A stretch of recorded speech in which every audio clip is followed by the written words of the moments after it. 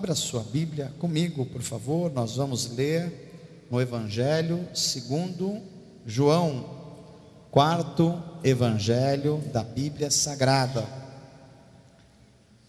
Mateus, Marcos, Lucas e João.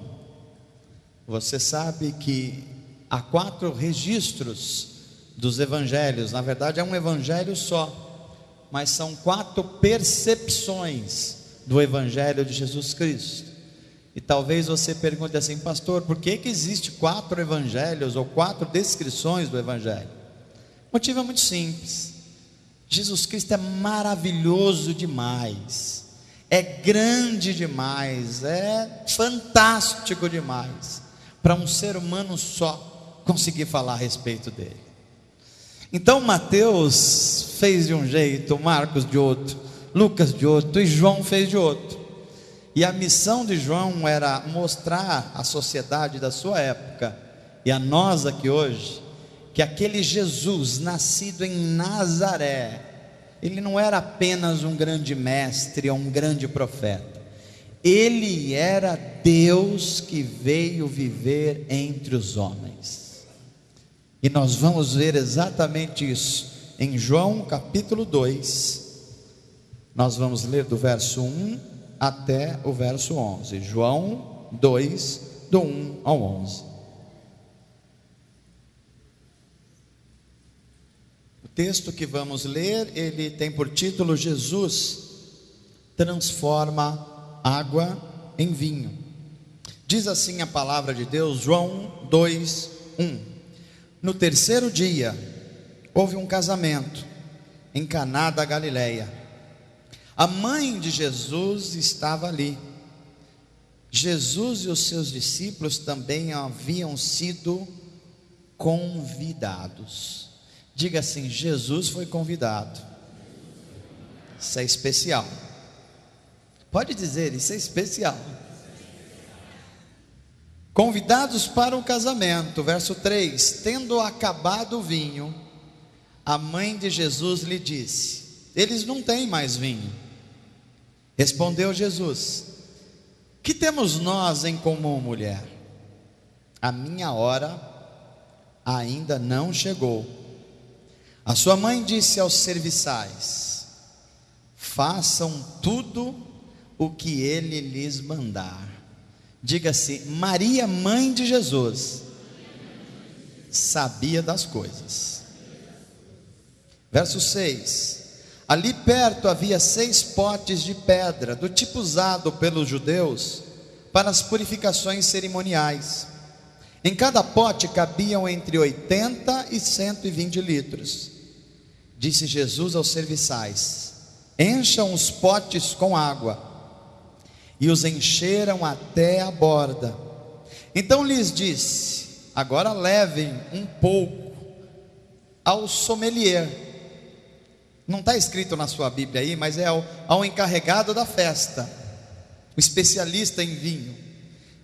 Eles assim o fizeram. Verso 9: e o encarregado da festa provou a água que fora transformada em vinho, sem saber de onde este viera, embora o soubessem os serviçais que haviam tirado a água.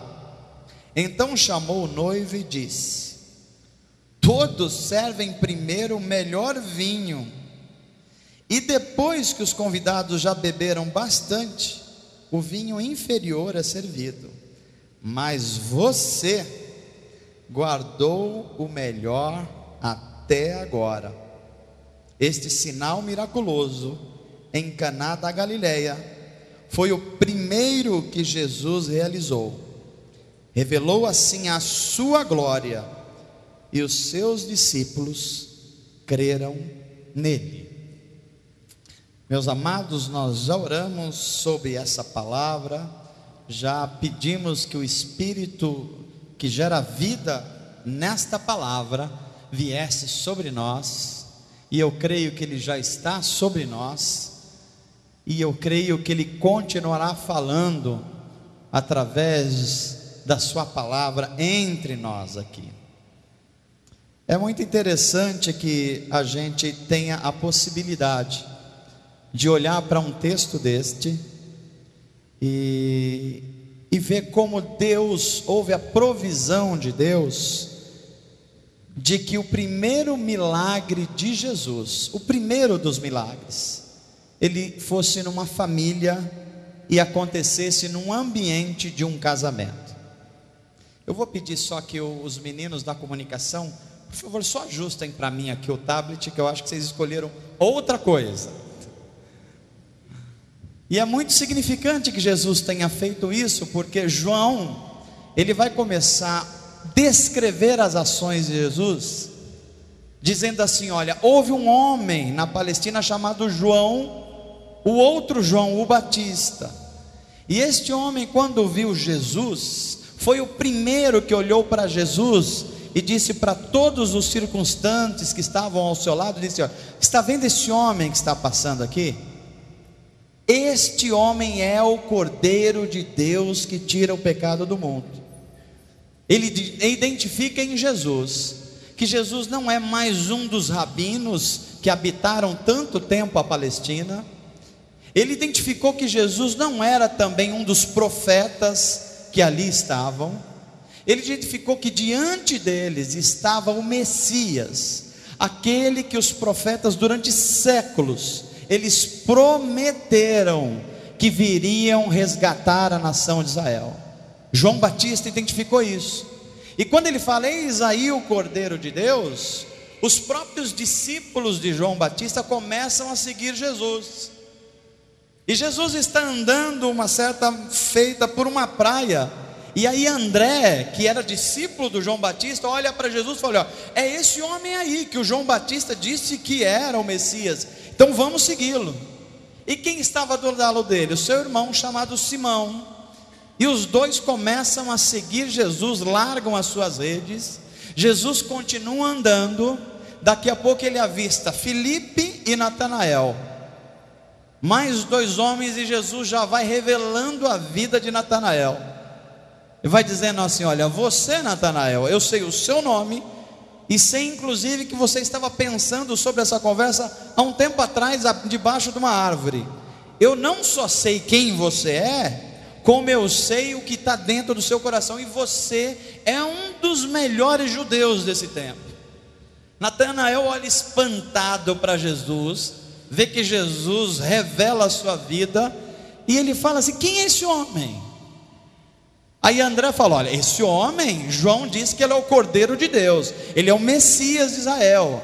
Os profetas menores falaram dele, Jeremias, Isaías, até Balaão lá atrás falou dele também. É esse homem que está entre nós aqui. E de onde que ele é, André, esse homem? Esse homem é lá de Nazaré. Falou assim: como assim Nazaré? Ele é de Nazaré. Meu irmão, qual é um dos lugares aqui que tem mais fama, ou a pior fama aqui na região de São Paulo? O que vocês podem me dizer aqui? Cuidado, vai com calma. Não, Cracolândia não, né? Cracolândia não é exatamente um lugar, ela é móvel, mas eu diria assim, bairros muito violentos, afastados, difíceis. Capão Redondo, Bragança não, Brasilândia, isso. Surgiram. Carapicuíba não, Carapicuíba tem um valor emocional. Então era como se alguém falasse para o Natanael: ó, esse sujeito aí vem lá do Capão Redondo, por exemplo. Aí Natanael fala assim: como assim? Pode vir alguma coisa boa do Capão Redondo? Era Nazaré daquela época. E aí Jesus olha para ele assim e fala assim: Natanael, você é um dos melhores judeus da sua época, seu coração, ele é sincero. E o que eu estou falando para você, já revelando a sua vida, isso não é nem o começo, porque você vai ver os anjos de Deus e o céu aberto sobre a minha vida, e eu vou fazer coisas que você nem imagina. Se você está achando que de Nazaré não pode vir coisa boa, espere só para ver o que vai acontecer. E Natanael fica impressionado com aquele homem, e passado alguns dias, chega o texto que nós lemos. Passado mais ou menos 3 dias, Jesus está numa festa de casamento. E ele está lá com seus discípulos, e a sua mãe também está lá. E Jesus está nesse casamento. Eu não sei se você tem essa ideia, mas os casamentos na Palestina na época de Jesus duravam pelo menos 5 dias, alguns chegando a 7, 8. Já pensou uma festa de casamento assim? Quem é o próximo que casa aqui na igreja? Deixa eu ver. Quem está mais perto? Eu acho que é a Jéssica, né? É o Bruno. Bruno, 7 dias de casamento e despesa. Era assim que os casamentos aconteciam. Então vinha gente de longe, tinha que arrumar hospedagem, comida, bebida, aquela confusão santa que acontece em época de casamento. E Jesus, olha o detalhe, Jesus foi convidado para esse casamento. E Jesus estava lá com seus discípulos, a sua mãe também estava lá. E Jesus está lá no meio das pessoas. O que eu gosto de ler no Novo Testamento é que Jesus é alguém que ele era tão parecido com as pessoas. Até quando foram prender Jesus, os romanos não sabiam bem quem ele era. Tiveram que o Judas ir beijar ele para identificar esse homem, porque Jesus era gente assim como a gente. Tinha negócio de religioso, não tinha esse negócio de isso aí que você está pensando, não tinha nada disso não. Jesus era gente normal, ele comia peixe com as pessoas, ele estava nas festas de casamento, ele era a luz onde tinha trevas. E quando os fariseus chegavam para ele, para os discípulos, falavam assim: olha, esse mestre de vocês, ele anda com os publicanos, com os pecadores. Ele dizia assim: quem é que precisa de médico? São os sãos ou são os doentes? Eu vim para aqueles que precisam ser curados. E Jesus também tinha uma ironia fina, porque quando ele fala isso para os fariseus, ele não está dizendo que os fariseus são sãos.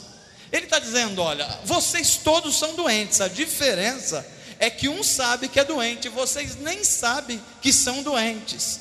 Então eu vim para aqueles que reconhecem que precisam ser curados. Tem gente aqui que precisa ser curado por Jesus hoje? Você pode estar do lado daqueles que vão ser curados por Jesus, ou do lado dos fariseus. De qualquer modo, Jesus não deixou alternativa para você. Você precisa ser curado por Jesus. A única diferença é se você reconhece isso ou não. E Jesus está nessa festa, e lá talvez pelo 3º, 4º, 5º dia, acontece uma crise no meio dessa festa. E eu queria dizer para você que os casamentos na Palestina, eles não tinham essas coisas todas que a gente tem nos casamentos hoje aqui. Porque no casamento de hoje, principalmente, assim, as pessoas mais humildes são mais festivas, não é não? Em festa de rico é chato, é tudo muito arrumadinho, cai um negócio no chão, mas festa de gente mais humilde é uma beleza. Que aí você termina o negócio, você já pede lá, dá tubaína, aí o outro já traz a tubaína. A carne louca, tem carne louca? Tem, traz carne louca. A batatinha foi feito quando? Semana passada, rapaz, mas traz aí mesmo, a gente come. É assim, é mais gostoso. Me parece que era o caso dessa festa aqui. E eles estavam no meio dessa celebração, só que lá, meu irmão, não tinha batatinha, não tinha Coca-Cola, não tinha essas coisas que a gente tem hoje. Eles tinham lá algum tipo de comida, água e vinho, e ponto final. E quando está lá no meio da festança, alguém chega e fala assim: acabou a bebida. Gente vindo de tudo que era lugar. O que foi mesmo? Acabou a bebida. Não tem mais bebida. Lá na adega não tem mais. O que tem está aí nas mesas. Terminou, terminou. E começa a bater o desespero na noiva, no noivo. A família fala assim: o que vão pensar da nossa família? Tem isso ou não tem nas festas, né? O que vai acontecer com a nossa reputação? E a conversa vai nos burburinhos. E conversa assim, rapidamente se espalha, não é verdade? Vai de burburinho em burburinho, chega no ouvido da mãe de Jesus, Maria. O que foi que aconteceu? Acabou a bebida. E o que a gente faz? Vamos falar com Jesus. Ele está aí, ele foi convidado para a festa, vamos falar com ele. E quando Maria vai falar com Jesus, a resposta de Jesus parece meio truncada, uma resposta meio dura, especialmente a gente pensar numa mãe Mas o que eu acho impressionante é que Jesus olha para a mãe dele e fala assim: minha mãe, o que é que eu tenho a ver com essa festa? Eu não sou da família, eu não sou do círculo aqui de convidados especiais, eu estou aqui como convidado, não é a minha hora ainda, as coisas estão acontecendo, mas não é o meu momento, não é ainda o meu momento. E Maria, de uma forma muito sábia, essa mulher é maravilhosa. É uma pena que entre nós evangélicos a gente fale de Maria com certo medo, com certo pé atrás, porque a gente vê os católicos idolatrando Maria, a gente fica com medo. Então a gente fala com a Maria meio com o pé atrás assim. Não dá para falar Ave Maria. Dá para falar Ave Maria? Não, os evangélicos têm medo disso aí. O ave é um salve, não precisa ter medo disso.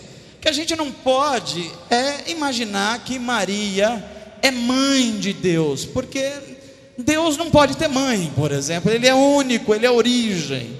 Mas ela é uma mulher espetacular, espetacular, que a gente precisa aprender muito com ela.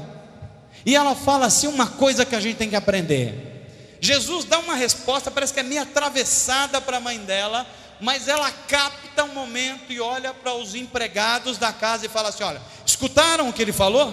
Pois é, façam o que ele disser. Mulher maravilhosa essa Maria. Diga assim para quem está perto de você assim: a hora que Jesus falar alguma coisa, pode ser complicado, pode ser meio truncado, difícil mesmo, mas escuta o que ele está falando e faz o que ele está mandando fazer. Você está entendendo o que eu estou pregando aqui hoje? Porque tem hora que a gente não gosta muito que Deus fala com a gente, não é ou não é? A gente está esperando com a palavra de Deus venha. Ó, será que é Deus falando com a gente? Hã? Parece que essa forma a gente não gosta muito não. A gente gosta mais quando vem com a brisa de uma pomba. Então está diante de nós aqui Maria recebendo essa palavra de Jesus, falando para todos fazerem o que Jesus dissesse, e continua o problema. E o problema é todo mundo ficando tenso na festa, e aí que começam a acontecer algumas coisas importantes. Jesus fala então: agora chegou a minha hora. E quando o desespero bate, tem uma crise instalada ali, Jesus começa a entrar em cena. E quando Jesus entra em cena, sempre coisas muito boas vão acontecer. E ele fala: qual é o problema? O problema é que acabou o vinho, acabou a festa. E essa gente veio tudo que é lugar da Palestina aqui, como é que a gente vai fazer com esse negócio? É interessante que ambientes de crise são espaços especiais para Jesus agir com milagre. Se você está passando por crise, meu irmão, se acabou alguma coisa na sua vida, está aqui diante de você o Cristo ressurreto, que vai fazer as coisas se transformarem na sua vida. E Jesus então fala para os serviçais: cadê aquelas talhas que estavam aqui na frente? E eu fico olhando que aqueles sujeitos, eu acho que olharam desconfiado para Jesus. Porque eu não sei se você sabe, mas na cultura judaica, todas as casas, elas têm um vasilhame na entrada, ou pelo menos tinham naquela época, com água. E essa água era utilizada para, quando os visitantes chegassem, ele necessariamente tinha que lavar as mãos. E eles eram cuidados nos seus pés, por exemplo, para que entrassem a casa. Os judeus têm um ritual de purificação muito interessante, eles cuidam muito bem disso. E aquela vasilhame lá era para eles lavarem as mãos, seguir a sua purificação cerimonial, entrarem para a festa, e aí estava resolvida a questão. Jesus falou: sabe aqueles vasilhames lá? Coloquem água dentro. E eles colocaram 6 grandes talhas de água.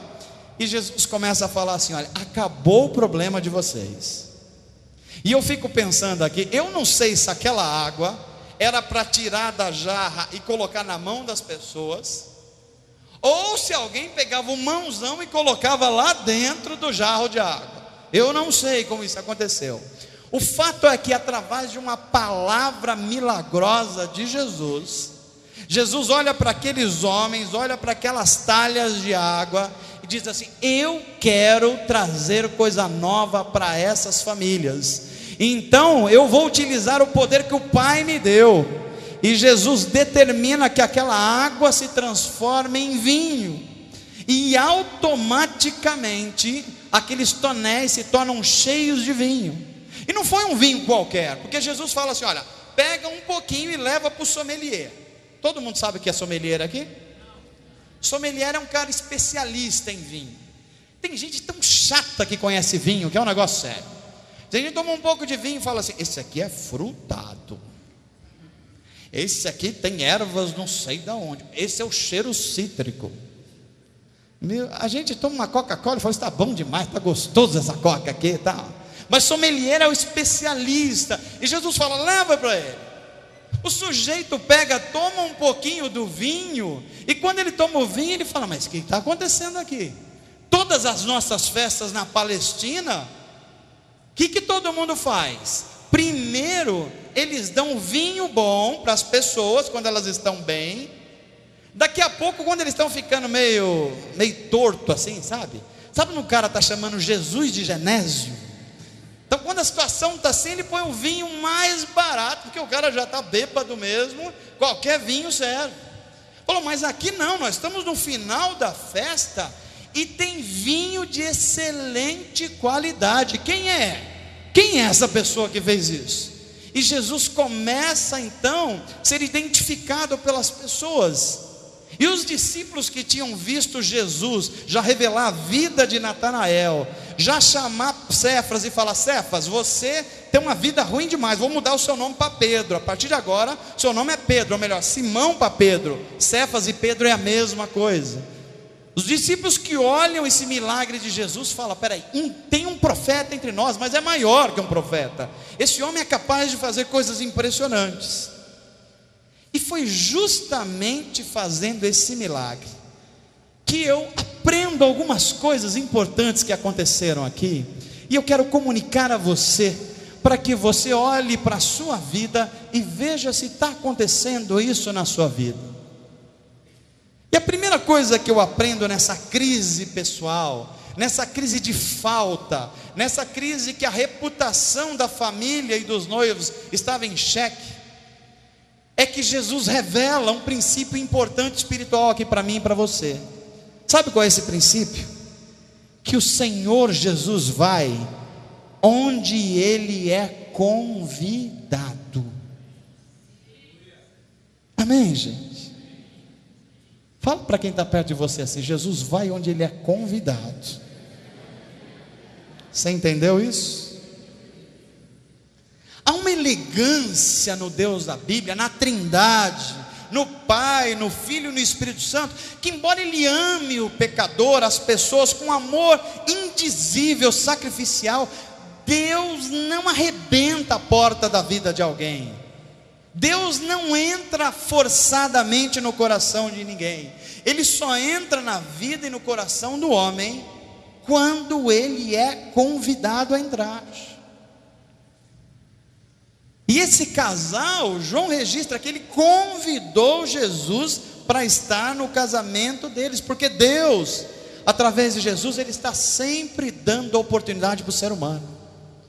Veja, nós estamos tendo uma oportunidade hoje aqui, tivemos uma ontem, vamos ter mais algumas, se Deus assim nos permitir. Deus é o Deus das oportunidades, mas Deus nunca vai impor uma coisa a você. Ele mostra um caminho de vida, fala assim: olha, você pode escolher a morte ou a vida, como Moisés fez, mas Deus não vai forçar você a ser cristão. Deus não vai forçar você a ser uma pessoa renovada. Deus não vai forçar você a caminhar com Ele. A palavra de Jesus é: quem quiser. Não é uma imposição, é um convite. Quem me convidar para entrar na sua vida, aí eu vou entrar na sua vida, vou cear com Ele, ou seja, vou entrar num estado de comunhão com Ele e Ele comigo. Diga assim: Senhor Jesus, me ensina a te convidar para a minha vida. Quero cear com o Senhor, quero estar em comunhão com o Senhor. Jesus só vai onde ele é convidado. E ele foi convidado para esse casamento, mas talvez você esteja falando assim: pastor, ok, eu já entendi isso. Deus é um Deus elegante, ele só vai onde é convidado. Mas o que significa ser convidado, ou melhor, o que significa convidar Jesus? Convidar Jesus para entrar na nossa vida, João deixa claro aqui, que a gente não pode se apropriar das bênçãos de Deus, das promessas de Deus, sem que a gente convide Jesus a fazer parte de cada área da nossa vida. Não há como você vir para Jesus e viver uma vida plena, prometida por Ele, sem que antes você o tenha convidado para Ele entrar na sua vida, na sua família, nos seus negócios, no seu casamento, na sua juventude, nas suas finanças. Porque senão, enquanto você não convidar, vai ser a sua ideia, vai ser as suas ferramentas humanas, e não Deus agindo através de você. Mas o que significa então convidar Jesus para a nossa vida? Significa que Jesus não é um salteador. Jesus não vai arrombar, forçar a barra em nada da nossa vida. Sabe qual é o nosso problema, meus amados? O meu e o seu. É que a gente primeiro faz os planos, primeiro a gente toma as decisões, depois que a gente começa a experimentar um monte de coisas problemáticas e erradas, aí a gente se lembra de Jesus. É ou não é, gente? Será que é só eu que de vez em quando faz isso? Tem mais gente que é assim aqui ou não? Quase não tem fariseu aqui hoje, todo mundo se reconhece pecador. Que maravilha! O nosso problema é que a gente convida Jesus depois de convidar todo mundo. As nossas festas, e às vezes até os nossos cultos, Jesus é um convidado incidental. A gente vai fazer um louvorzão aqui, já que a gente está junto. Não, Jesus, se o senhor quiser vir aqui na nossa festa, ó, a gente vai fazer uns negócios legais aqui, o senhor está convidado. Se der, se aí nas regiões celestiais o senhor estiver muito ocupado com as coisas, dá um pulinho aqui e fica com a gente. Só que no meio da crise, da falta, quando o vinho acaba, quando os convidados estão diante de você, aí você começa a falar: peraí, agora a coisa mudou. O que esse texto está ensinando para a gente é que Deus não força a barra na sua vida. Jesus, Ele não vai mudar o seu caráter à força. Ele não vai entrar no seu temperamento e na sua personalidade e falar assim: ó, pode deixar que eu vou resolver agora, eu vou colocar uns dons em você, o fruto do Espírito goela abaixo em você, e amanhã você está zerado, vai ser uma pessoa especial. Não.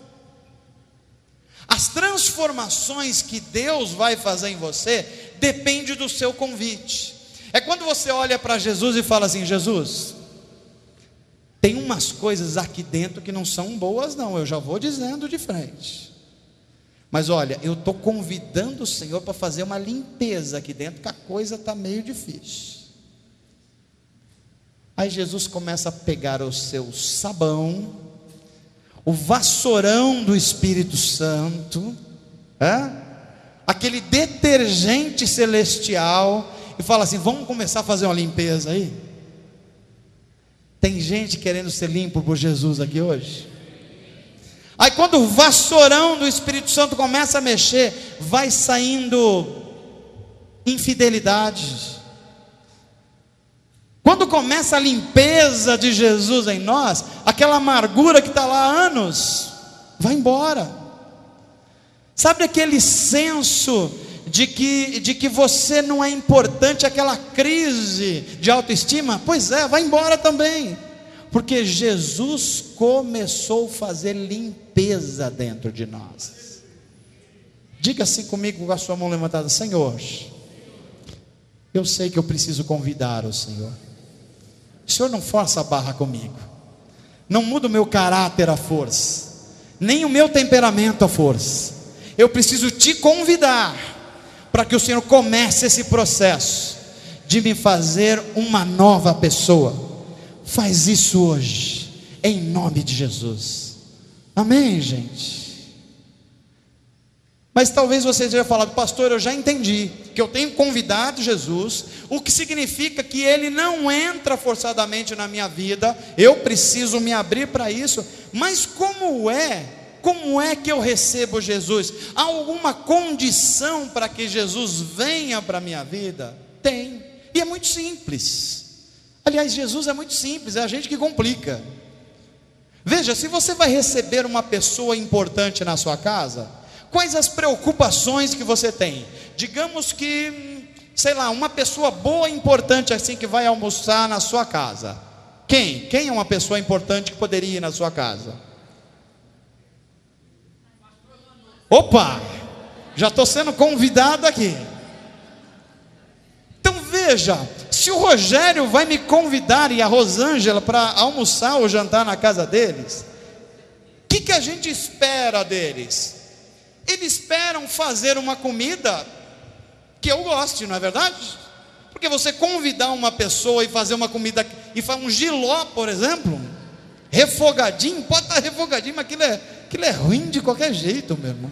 Tem jeito aquilo lá.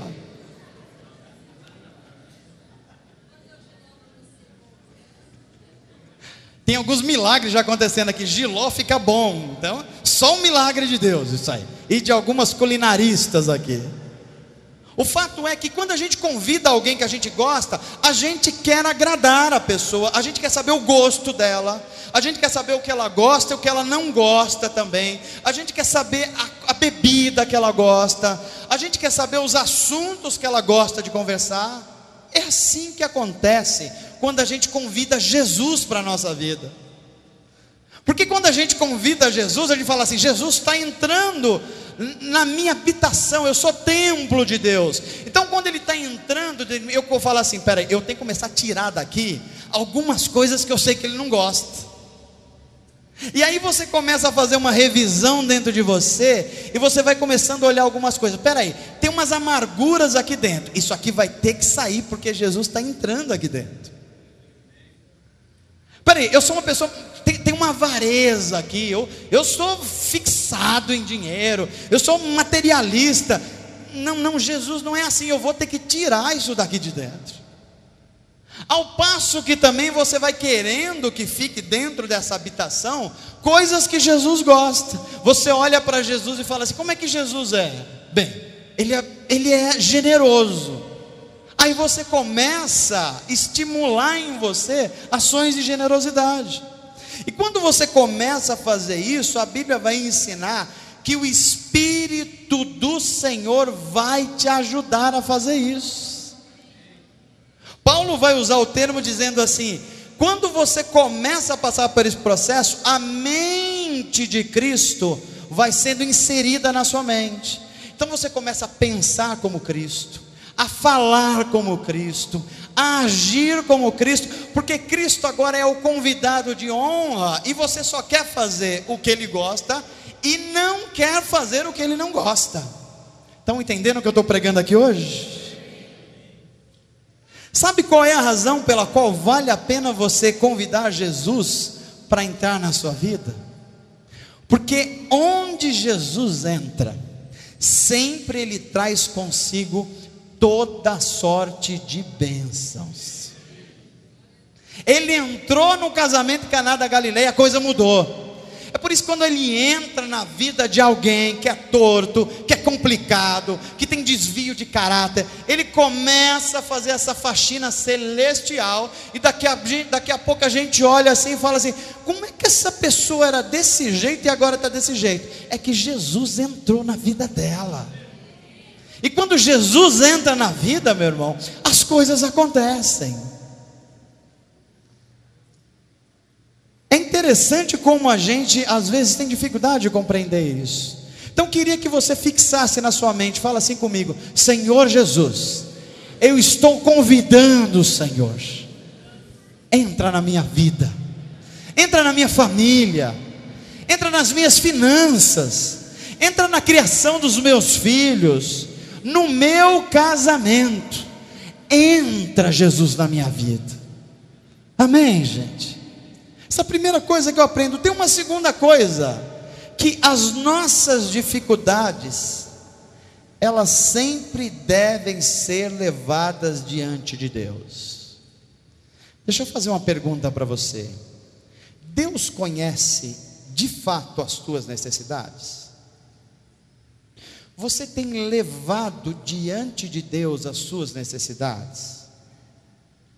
Ou será que você é aquele tipo de pessoa que interpreta a Bíblia ao seu modo, e não como a Bíblia, ela se interpreta, e diz assim: não, pastor, Deus sabe do meu sofrimento, Deus sabe da minha agonia, desde que eu nasci eu sofro, pastor, sofro mais que Jesus. Como que é? Você sofre mais que Jesus? Tem até um testemunho do irmão querido nosso, pastor Juvenal, conhece muito, irmão Joãozinho tinha 60 anos, 70 de idade, e sofria demais, irmão Joãozinho. E ele um dia chegou no púlpito e falou assim: olha, tem o seguinte, Jesus sofreu muito, eu sei, mas eu sofro mais que Jesus. Aí todo mundo ficou espantado com ele. Jesus viveu 33 anos sofrendo, eu tenho 70 e estou sofrendo ainda, portanto eu sofro mais que Jesus. Tem gente que está nessa, tem gente que tem uma noção tão equivocada de Deus, tão equivocada, que a gente acha que quando a gente leva as nossas crises diante de Deus, a gente vai atrapalhar o descanso celestial de Deus. É como se Deus estivesse num quartinho, numa rede, dormindo, e a gente vai levar as nossas preocupações para Ele. A gente fala: não vamos acordar o Senhor hoje não, Ele está lá com o arcanjo Miguel, o arcanjo Miguel está na porta fazendo assim, shhh. Essa noção equivocada de Deus faz com que a gente não experimente aquilo que os apóstolos ensinaram. E o que é que eles ensinaram? Lance sobre Ele as vossas ansiedades, porque Ele tem cuidado de vocês. É um chamado de Deus para fazer isso. Você precisa tornar conhecida as suas dificuldades. Eu quero estimular você aqui hoje, comece a anotar isso. Porque crente tem um problema sério. O crente, quando começa a orar, a mente viaja rapidinho. É ou não é? Vou orar aqui 5 minutos.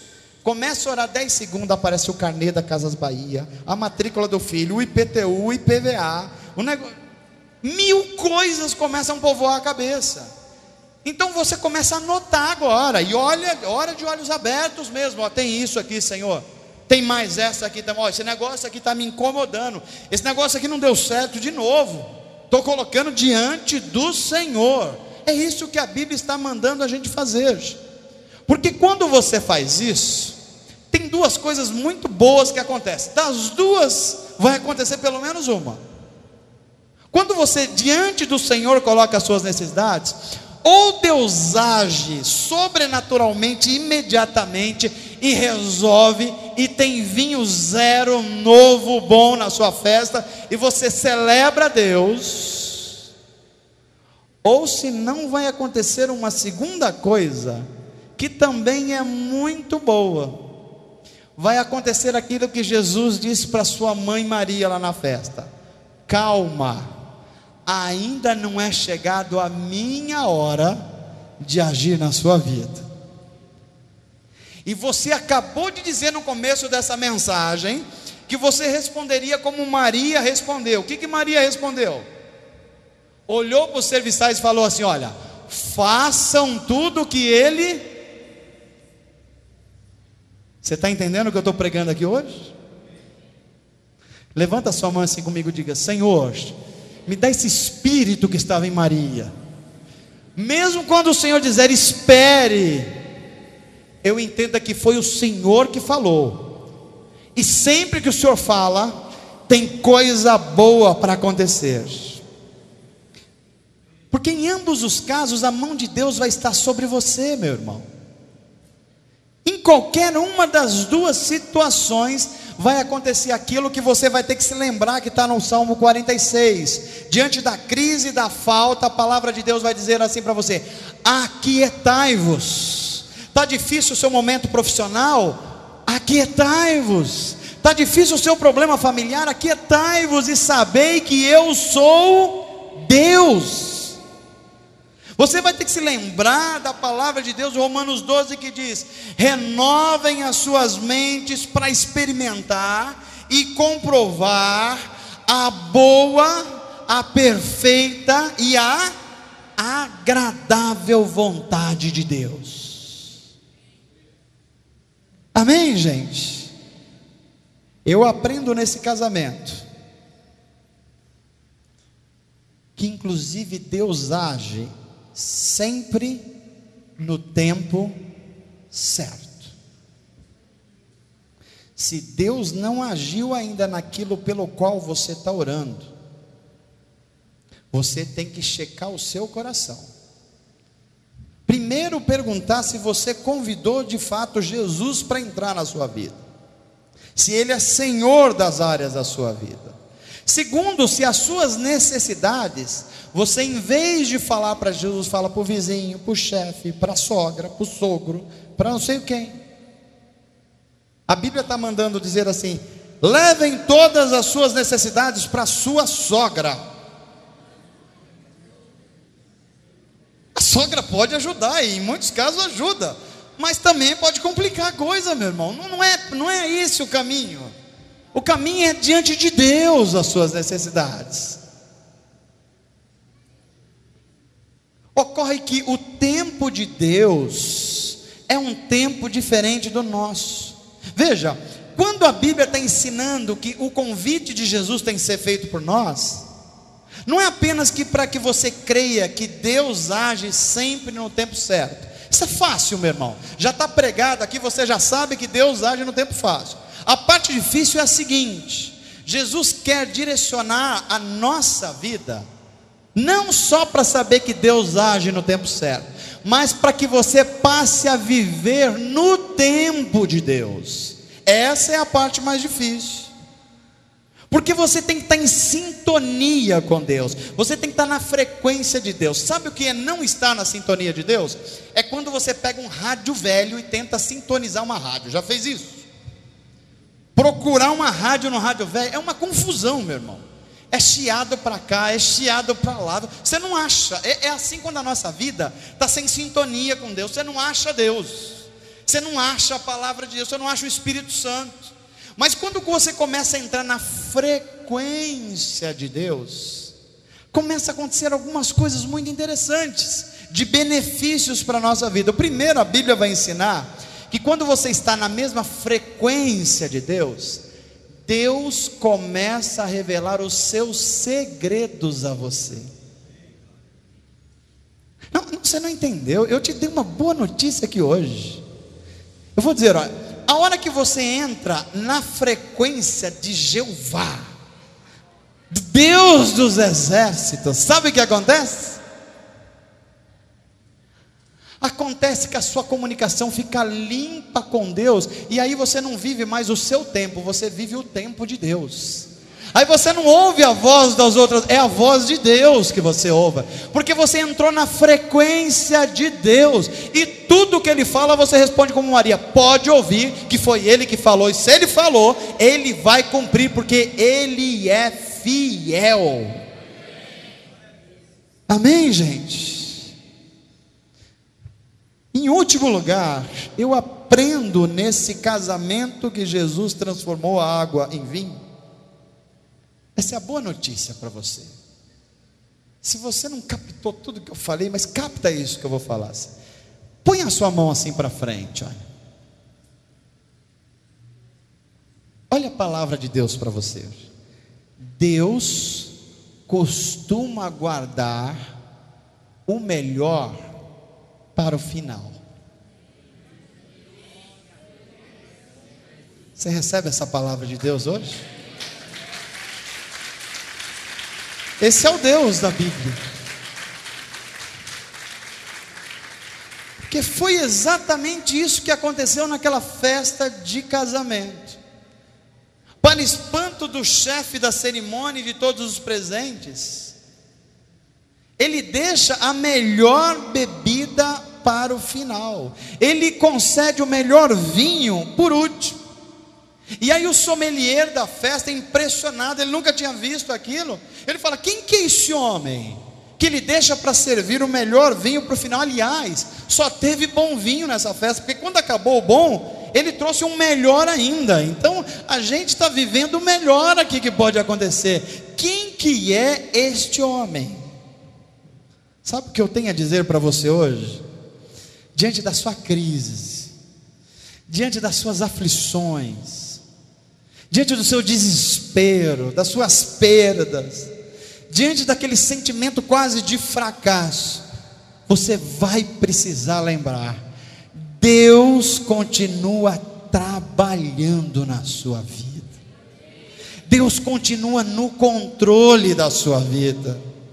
Assim como não faltou vinho na festa de Caná da Galileia, Deus não vai deixar faltar provisão para você, meu irmão.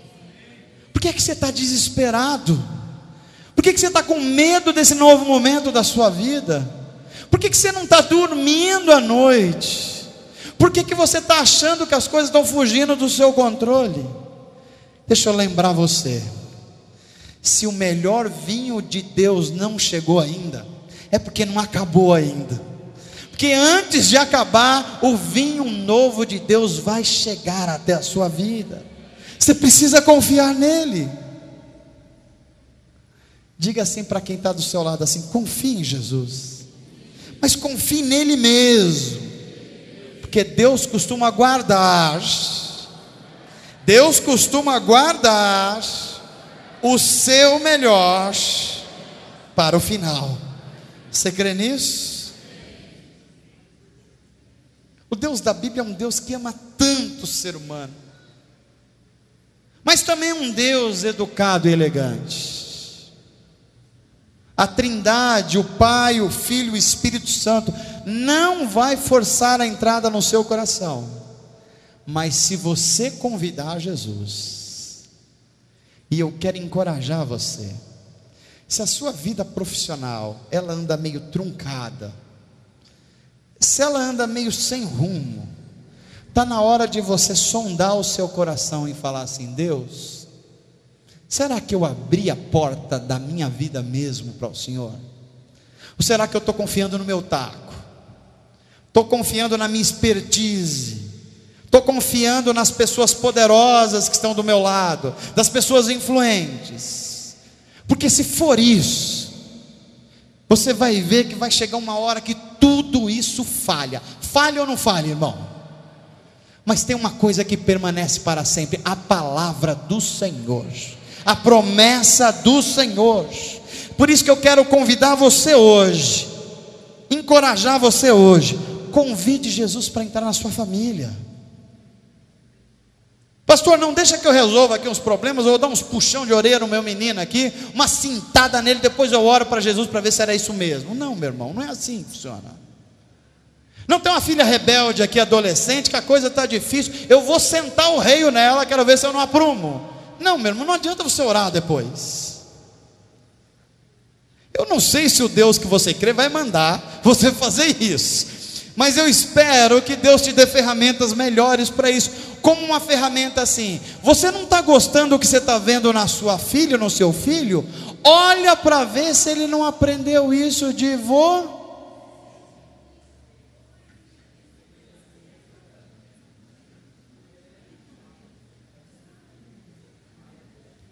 Deus é assim, Deus é lindo assim.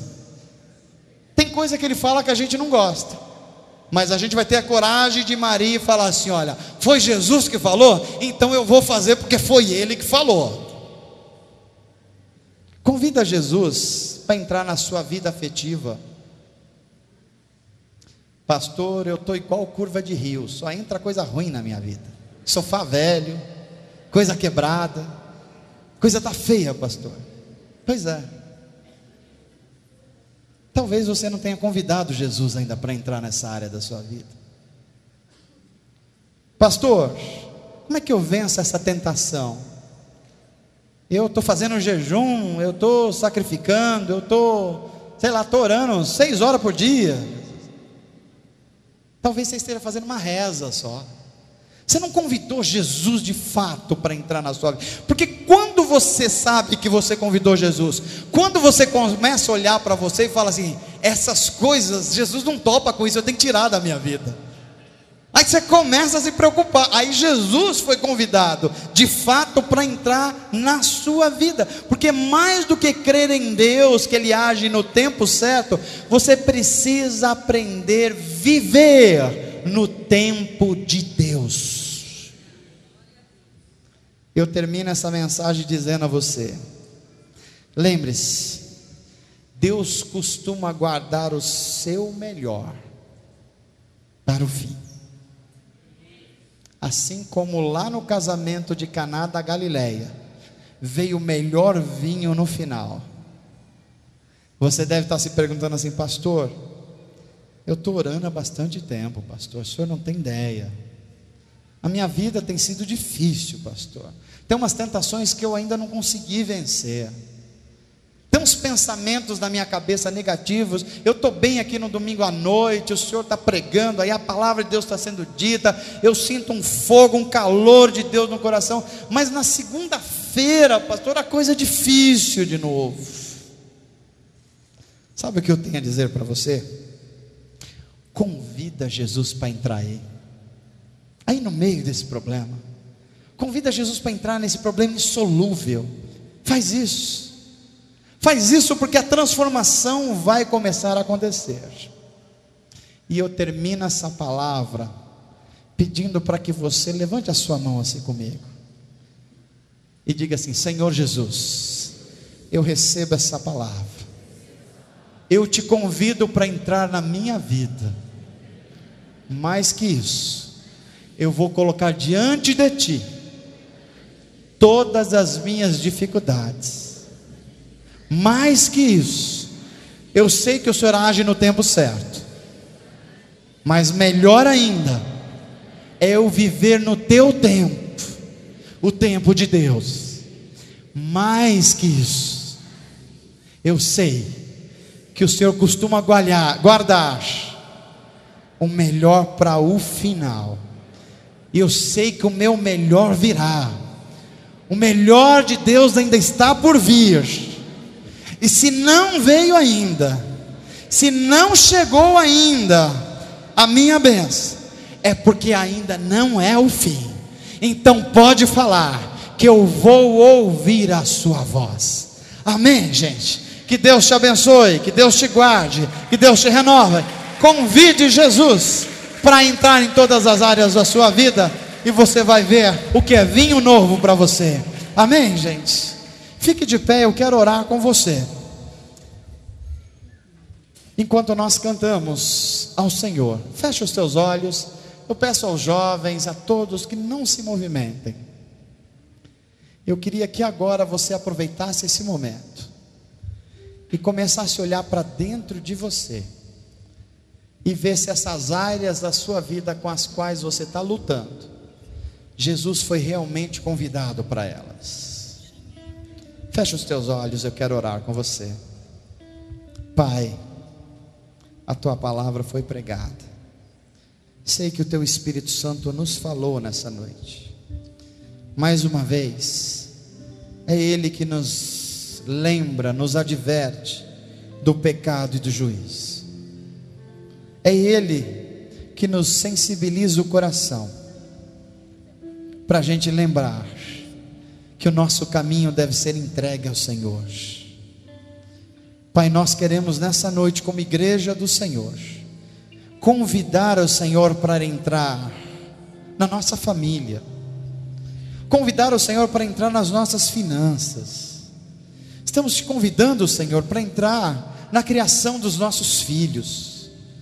Senhor, nós estamos chamando o Senhor para entrar no namoro dos nossos adolescentes, no namoro dos nossos jovens, porque se tiver alguma coisa lá que o Senhor não aprova, a gente vai tirar isso fora e chamar para vir para dentro dos nossos relacionamentos aquilo que te atrai. Nós queremos convidar o Senhor para os nossos negócios, para o nosso dinheiro, para a nossa profissão. Porque se tiver alguma coisa lá que esteja afastando o Senhor, a gente pede ao Teu Espírito Santo que o Senhor arranque disso. Porque nós queremos produzir riquezas, nós queremos ter negócios, mas nós não queremos que os nossos negócios nos tenham. Nós não queremos que o nosso dinheiro nos tenham, porque eles são ótimos servos, mas péssimos senhores. E o nosso único Senhor se chama Jesus Cristo, o Filho do Deus vivo.